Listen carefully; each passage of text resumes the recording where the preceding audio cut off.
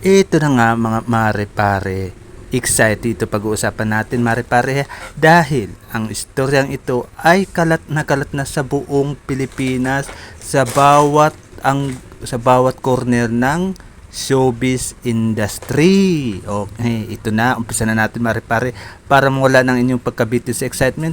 Umpisahan na. Noong December 4, 2023, mare-pare, ang IPOPHL o Intellectual Property Office of the Philippines ay sinuspindi na ang Itbulaga trademark registration sa ilalim ng TAPE Incorporation. So, ang desisyon ay pabor sa TVJ. Ano ang ibig sabihin yan, mare-pare? Ang daming hindi makatindi kung ano ibig sabihin ng suspension na yun. Ano naman ang implikasyon nun? Ang ibig sabihin nun, ang TVJ ay pwede nang mag-produce ng mga merchandise items na gamit ang tatak na Itbulaga at AB Mark sa mga merchandise items na kanilang iproproduce. Sa kabilang kampo naman, ang TAPE Incorporation ay bawal gumamit ng trademark na Itbulaga at AB Mark sa anumang merchandise na kanilang iproproduce. So, ang TAPE Incorporation pwede mag-produce ng merchandise items na walang tatak na Itbulaga. Hindi pwedeng gamitin. Ang TVJ po lamang ang pwedeng gumamit ng tatak trademark na Itbulaga at AB sa mga merchandise items na kanilang iproproduce.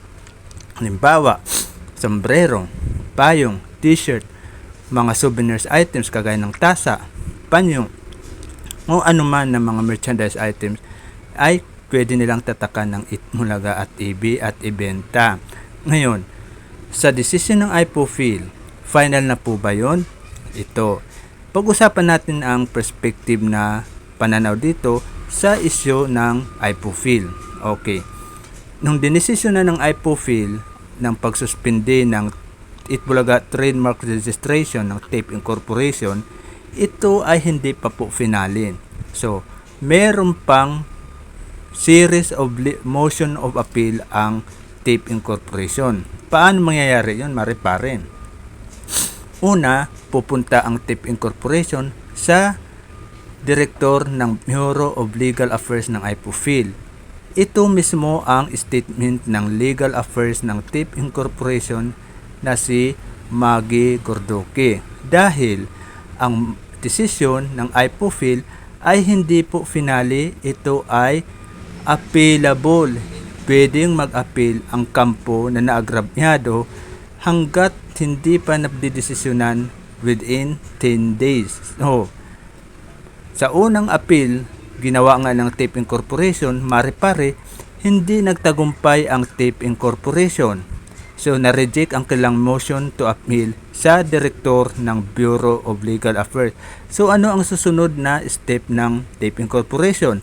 Sabi nga ng Legal Affairs ng TAPE Incorporation ay meron pa silang motion to appeal sa General Director pag hindi sila nagtagumpay dito sa Director ng Bureau of Legal Affairs.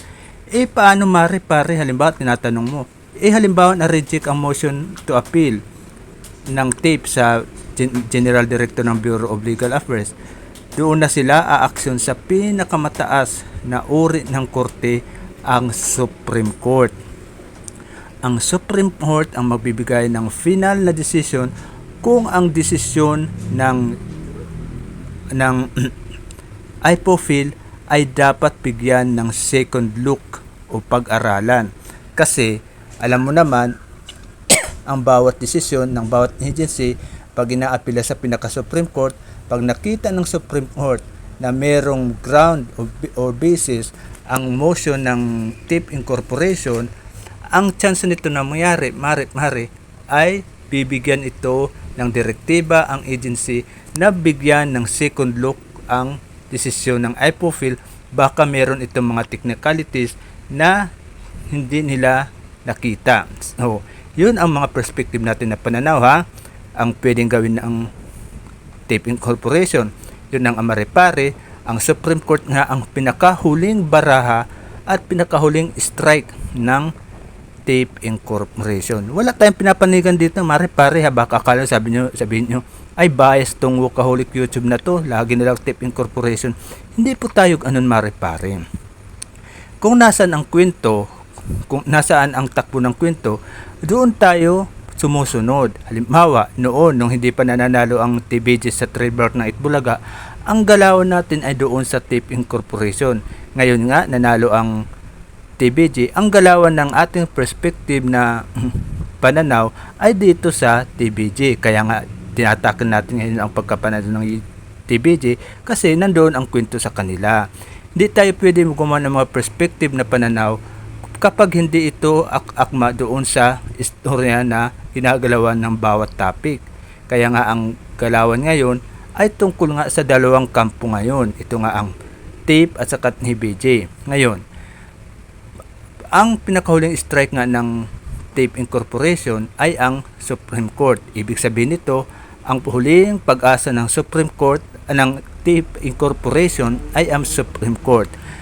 Paano naman halimbawa ang TBJ nanalo na sa application ni Joey De Leon, yung Class 41? Pwede naman nila gabitin yan, ang Itbulaga na show.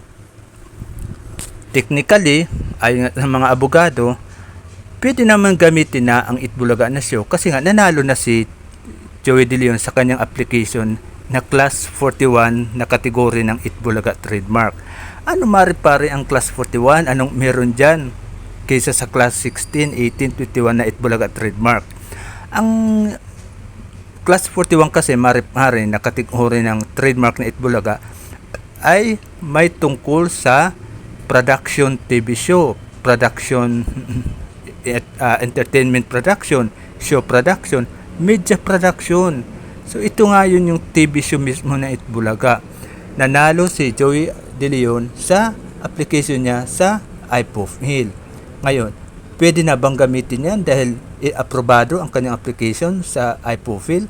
Technically, yan nga sinasabi natin mare sa itong perspective natin, technically oo kasi nanalo nga siya ng application. Anong mangyari ngayon sa Itbulaga na nandoon sa TIP Corporation? Okay, ayan na naman tayo. Pupunta tayo sa TIP Corporation kasi hindi maiwasan nga yan, mare-pare. Okay, nanalo na, aprobado na ang application ni Joey De Leon sa Class 41 sa iPofil. Technically, pwede na niyang gamitin. So, technically, ang TBJ, pwede nang gamitin ang Itbulaga na show kung pag-uusapan natin ang approval ng iPofil sa Class 41 pabor kay Joey De Leon. Technically, yes, pwede nga yan. Common sense, pwede nga talaga. Pwede. Ang tanong, pwede na ba pigilan ang TIP Incorporation na i-ere ang Itbulaga? Ito ang perspective na pananaw, mare-pare. Technically, ayan na, technical na usapan, hindi pa rin pwedeng pigilan ang TIP Incorporation na i-ere ang Itbulaga na show sa Channel 7. Bakit? Yun nga yung sinabi ko kanina, technically kasi iaapilya pa nila ito sa pinakamataas na Supreme Court. Ang labanan kasi, mare-pare, ang pinaka-ending ng Battle of the Legal ay sa Supreme Court. Diba? Gets nyo?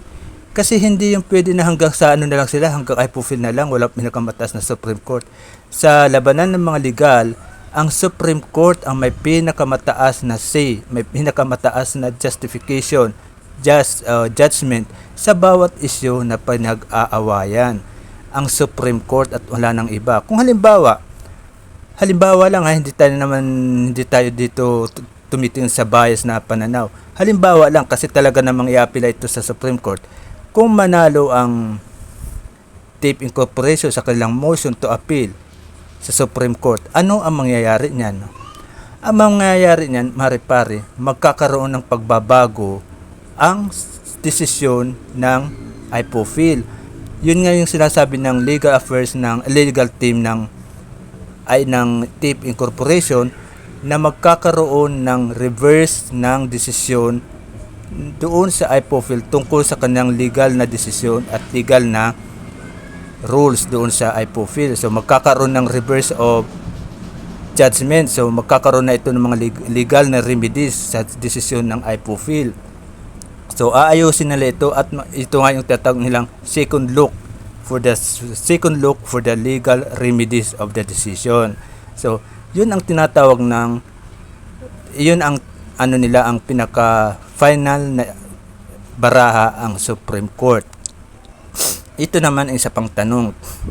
Halimbawa hindi nanalo ang TIP Corporation noon sa Supreme Court sa kanilang motion to appeal. Ano ang mangyayari ngayon sa TIP Incorporation? Ayan na nga mare-pare. Kung hindi na nanalo ang TIP Incorporation sa motion sa pinakamataas na level ng korte, ang Supreme Court, ang TBG ay kayang-kaya ng kasuhan ang TIP Incorporation ng copyright infringement of trademark. Hindi tayo dito abogado pero tinitingnan natin ang mga perspective na pananaw na pwedeng gawin ng TBG at ang pwedeng gawin ng TIP Incorporation sa kanilang mga pinaglalaban na prinsipyo.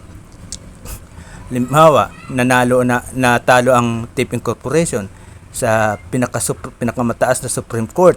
Hindi sila napagbigyan, natalo sila dahil mahina ang kanilang reasoning. Ang TBG ay pwede nang kasuhan ang TIP Incorporation kung if and only if lang kung hindi nanalo sa motion.